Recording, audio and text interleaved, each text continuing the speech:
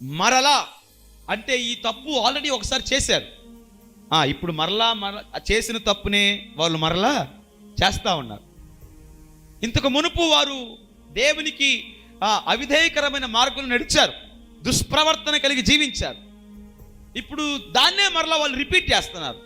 చేసిన తప్పునే మరలా చేయటం, చేసిన పొరపాటునే మరలా చేయటం, మరలా దుష్ప్రవర్తనలు ఏరి 2025వ సంవత్సరంలో తెలుసో తెలియకో, పొరపాటు అనుకోవాలో ఇంకేదన్నా అనుకోవాలో, ఒకవేళ మనము దేవుని దృష్టికి దుష్ప్రవర్తన కలిగి జీవించామేమో, 2026లో మరలా ఆ పొరపాటు తిరగబడకుండా చూసుకోవాలి.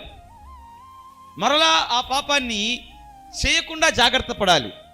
మరలా దేవుని దృష్టికి అవిధేయకరమైన మార్గంలో నడవకుండా మనం జాగ్రత్త పడాలి. మరలా మనం దేవుని కోపాన్ని, తీర్పును, ఉగ్రతను అనుభవించే వారిగా ఉండకూడదు. మరలా అనే మాట పాపం విషయంలో మన దగ్గర ఉండకూడదు. దేవునికి స్తోత్రం చెప్పండి గట్టిగా.